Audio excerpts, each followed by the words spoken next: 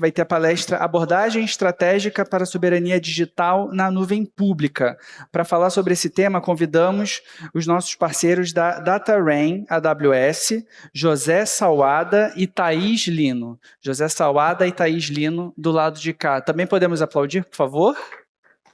Obrigado, obrigado. Falando em soberania, a gente vai focar muito hoje na questão da nuvem pública e na nuvem pública da AWS. Falando na AWS, ela está marcada aqui no relatório da ISG, não sei se todos conhecem, mas é um órgão tipo um Gartner da vida que publica relatórios de tecnologia. Dentro de soberania, a AWS está entre os líderes no quadrante de líderes. Próximo.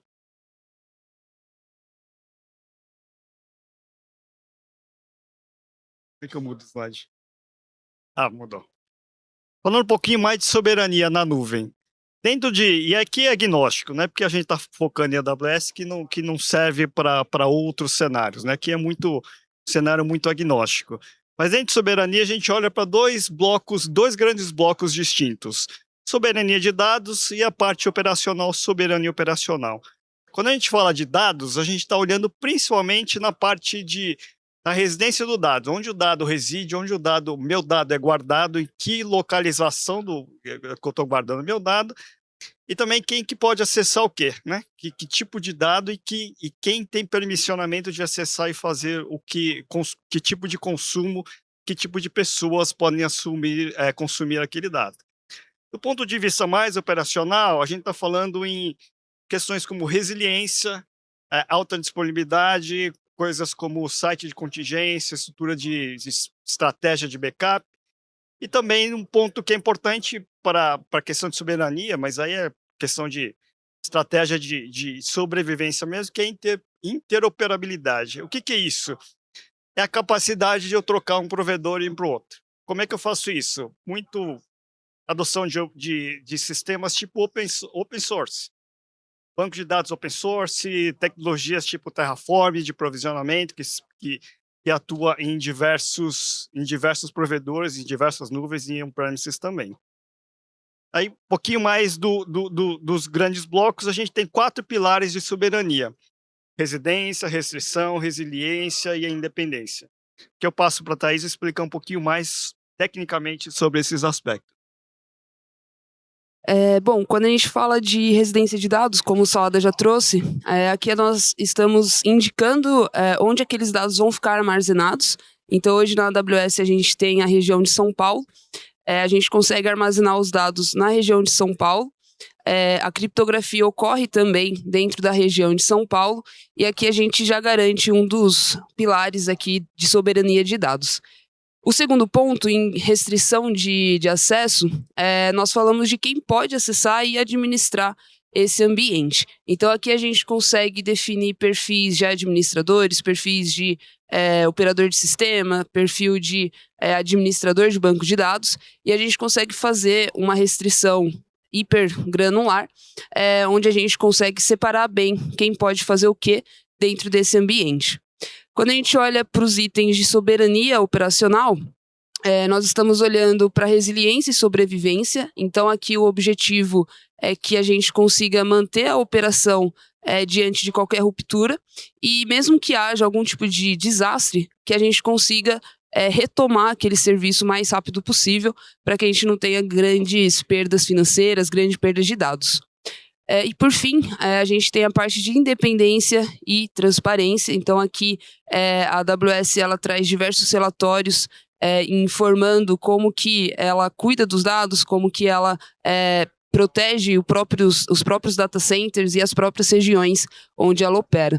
Então, com esses 4 pilares, a gente consegue atender tanto a soberania de dados, como também a soberania operacional. Então, olhando aqui para os 3 Cs, tá? E aí, de novo, vocês podem aplicar isso para qualquer cenário de nuvem ou on-premises e qualquer provedor, né?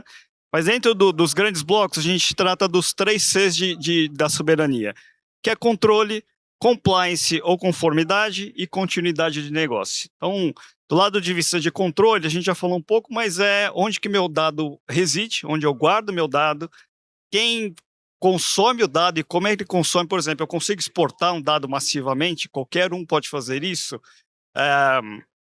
Minhas APIs ou minhas APIs podem consumir qualquer tipo de dado, qualquer sistema. Esses são tipos de coisas que a gente trata nesse C de controle.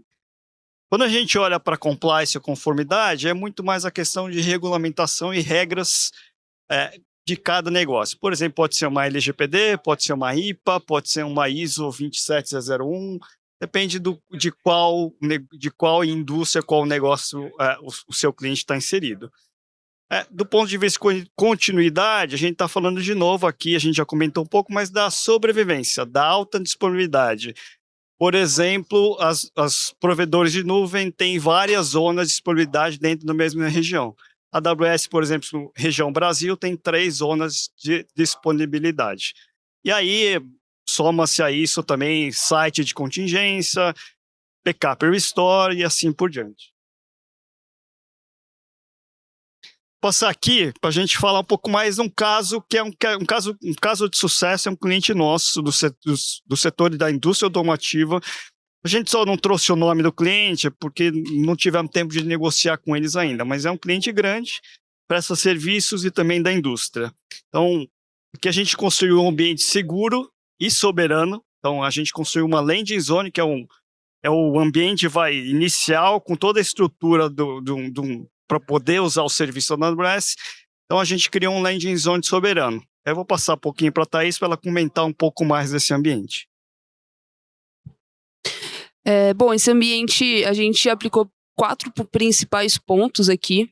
O primeiro, quando a gente fala da residência dos dados, além da gente armazenar esses dados, né, dentro do Brasil, na região de São Paulo, a gente também conseguiu colocar guardrails, né, são travas de segurança ali, travas especializadas, para garantir que esses dados que estão em São Paulo fiquem em São Paulo, né, primeiramente, que eles não saiam de São Paulo, e restringir que esses dados sejam movimentados para outras regiões, sejam exportados para outros locais.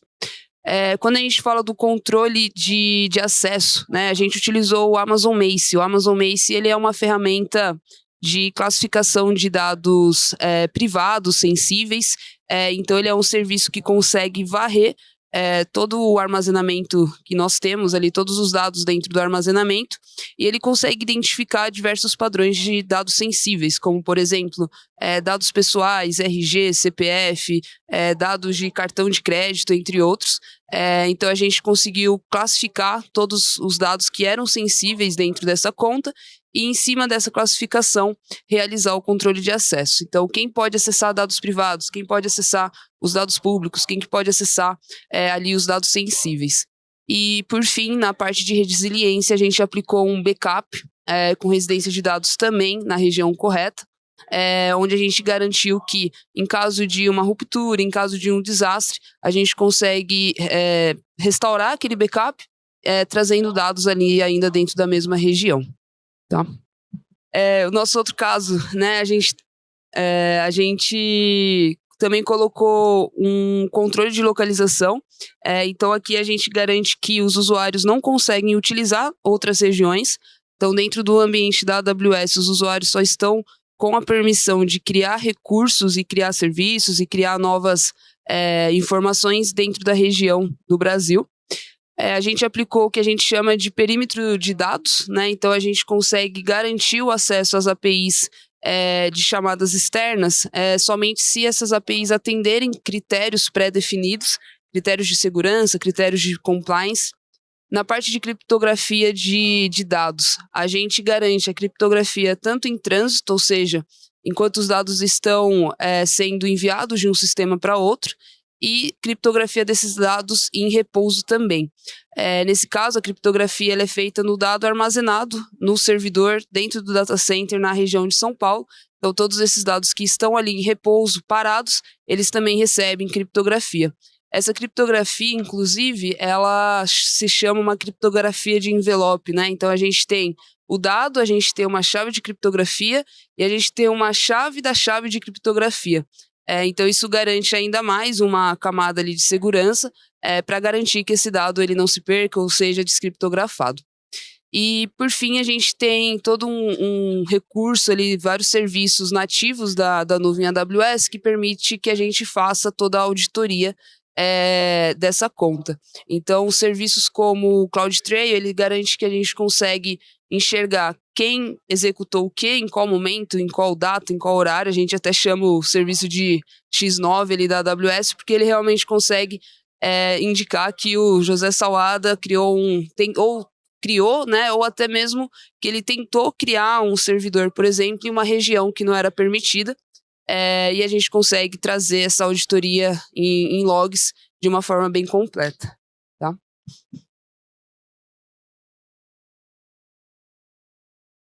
Então, a gente chega aqui agora falando um pouquinho de serviços AWS em si.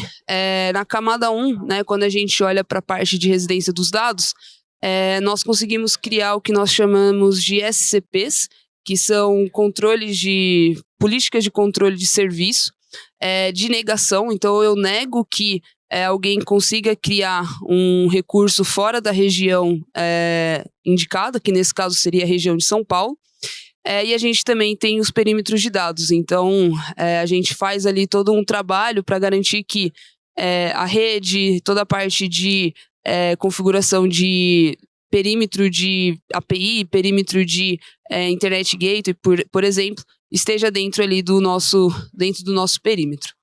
A AWS ela também traz alguns serviços para restrição de acesso. Então, a gente tem o Nitro System. O Nitro System ele é um serviço de criação de servidores que traz ali uma camada ainda maior de restrição. Ele foi feito para atender às regras de soberania digital. A gente também usa ali o KMS, que é um serviço de criptografia. Ele gera chaves de criptografia e dentro desse serviço é possível incluindo a trazer a própria chave de criptografia que talvez vocês já tenham, né? Então, olha, eu já tenho uma chave de criptografia que eu utilizo nos meus projetos, nos meus servidores, e eu quero usar essa mesma chave dentro da nuvem AWS, né? E é o que a gente chama de bring your own key, né? Traga a sua própria chave de criptografia. Ainda falando de criptografia, a gente tem os serviços para criptografia em repouso, através do KMS e através do CMK, né, que é o Customer Key, onde o cliente gerencia a própria chave, traz a própria chave. Todos os serviços da AWS, independente de qual seja aqui, né, eles usam o TLS para garantir a criptografia em trânsito. Então, quando os serviços se conversam, quando a gente conversa com esses serviços, tudo recebe ali uma criptografia em trânsito. E o serviço de armazenamento de objetos, o S3 Object Lock, ele traz esse WORM, né, que é o Write Once, Read Many. Ou seja, a gente consegue escrever aquele objeto, aquele dado, uma única vez dentro de em um serviço de armazenamento, e ele vai ser lido várias vezes, só que a gente só escreve uma vez, né? Então esse dado ele recebe um bloqueio mesmo, um cadeado, ele não pode ser alterado. Isso é muito bom para, por exemplo, aplicar em dados de logs, né? Então a gente quer ter a garantia da auditoria e a gente quer ter a garantia de que esses dados não vão ser alterados, né? Eles só vão ser lidos. Então a gente aplica o S3 Object Lock em dados que têm essa necessidade. Quando a gente fala de capacidade de sobrevivência, aqui entra recursos de alta disponibilidade. Então, o multi-AZ, ele é um recurso que está disponível em vários serviços, alguns por própria natureza do serviço. Então, o S3, que é o serviço de armazenamento de dados, sempre que a gente envia um dado para a região de São Paulo, esse dado ele já é replicado para 3 zonas de disponibilidade. Uma zona de disponibilidade a gente pode pensar como um cluster de data centers. Então, dentro dessa zona, eu posso ter 1, 2, 3 data centers, sempre um. E a gente brinca que lá em São Paulo, né, a gente tem uma zona ali na zona norte, na zona sul e na zona oeste ou na zona leste. E caso algo ocorra com uma daquelas zonas, alguma tragédia natural, as outras zonas não são afetadas, mas ainda assim elas são conectadas entre si com cabos de fibra ótica, garantindo ali essa alta disponibilidade. Então, o S3, né, por exemplo, quando a gente envia um dado para o S3, esse dado já é replicado. Isso traz para o serviço, principalmente o que a gente chama ali de 11 noves, né? Então, alta disponibilidade e durabilidade. Outros serviços, como por exemplo serviços de banco de dados, a gente consegue sempre ter o banco principal em um banco em descanso, né? E caso ocorra algo com esse banco principal, a própria AWS faz a mudança e começa a entregar as requisições para esse outro banco que estava ali em descanso. O AWS Backup Vault Lock, ele traz esse recurso também de cadeado, então a gente realiza ali backup em diversos sistemas, diversos serviços, e esses backups eles ficam protegidos. A gente tem o Elastic DR para Disaster Recovery, então a gente consegue criar um ambiente réplica do ambiente on-premises de vocês dentro da nuvem AWS. Esse ambiente na AWS ele pode ficar adormecido, por exemplo, para trazer diminuição nos custos, né? E caso ocorra algo no ambiente on-premises, é feita a transferência ali para o ambiente em AWS. E a gente também consegue fazer a replicação dos dados ou dos serviços entre contas, né? Dentro dessa capacidade de sobrevivência. A AWS ela vai trazer diversos serviços também para nos auxiliar na parte de conformidade contínua. Então a gente tem o Security Hub. O Security Hub ele é uma central de organização de todos os recursos de segurança que a gente possa ter no ambiente. Então, por exemplo, a gente tem clientes que a gente tem ali uma organização principal desse cliente, e essa organização vai ter várias contas AWS abaixo dessa conta principal. Cada conta abaixo pode ser uma conta de produção, pode ser uma conta de desenvolvimento ou homologação, e elas vão gerar alertas de segurança, e todos esses alertas são enviados para o Security Hub. O config, ele traz um pacote de LGPD, e o config, ele registra um histórico de todas as mudanças, de todas as alterações que houve na conta em qualquer um dos serviços. Então, um serviço teve o seu nome alterado, né? Um servidor teve o nome alterado de X para Y. O config ele vai registrar essa alteração e criar um histórico. O GuardDuty ele auxilia contra ataques cibernéticos, principalmente. Então, ele consegue identificar, por exemplo, que uma requisição está vindo de um IP malicioso. Normalmente o IP malicioso está muito ligado ali a IPs de bots que costumam ocorrer na internet, e o Audit Manager, que é um gerenciador de auditoria, que também nos auxilia com essa parte de auditoria do logs.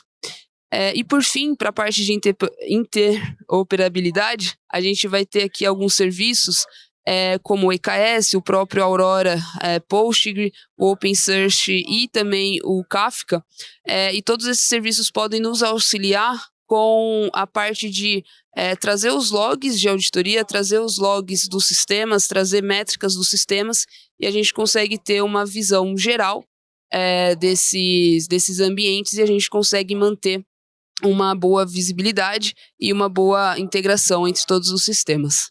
Tá?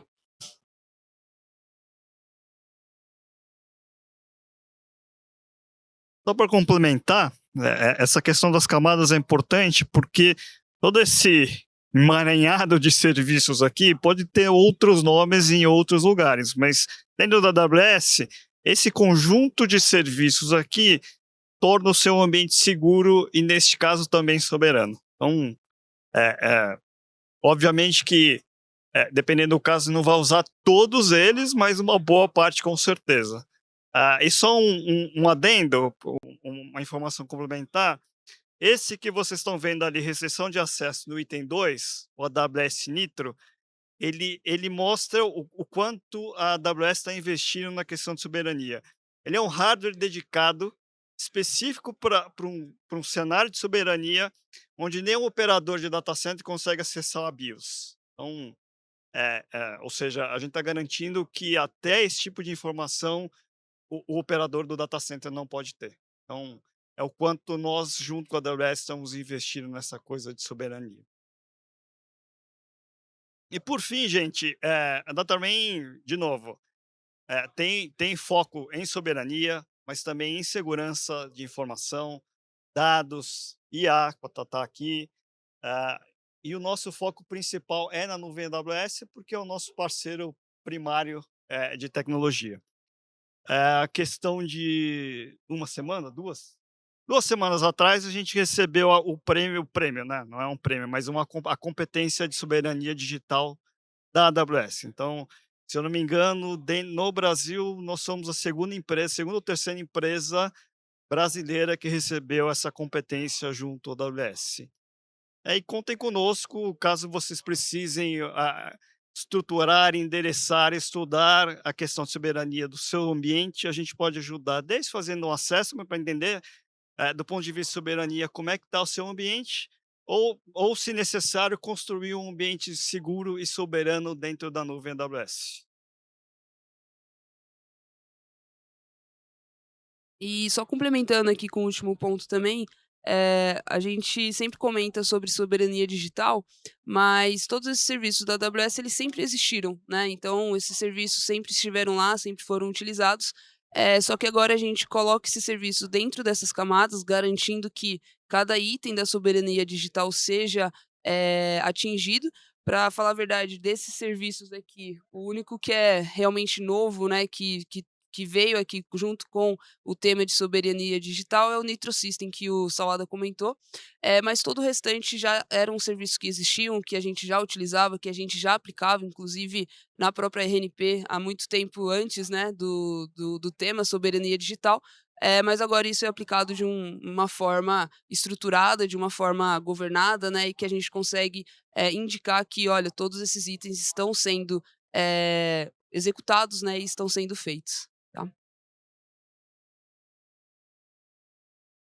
E só uma última informação, sem querer a gente se estender muito nesse slide, além do Nitro, a gente também, junto com a AWS, na verdade, a AWS e a gente implementa, desenvolve e libera para uso diversos controles voltados para a soberania, como, por exemplo, guardrails específicos de região. Isso hoje a gente já implementa como default dos nossos landing zones, que é o caso do que vocês viram aqui do outro do caso de sucesso daquela indústria lá. E por fim, gente, é muito rápido aqui, tem muita informação, mas qualquer dúvida eu deixo o contato meu e da Thaís, tem os e-mails aqui, qualquer dúvida vocês podem entrar em contato que a gente tira a dúvida, esclarece e manda mais informação, tá bom? Muito obrigado. Obrigado, pessoal.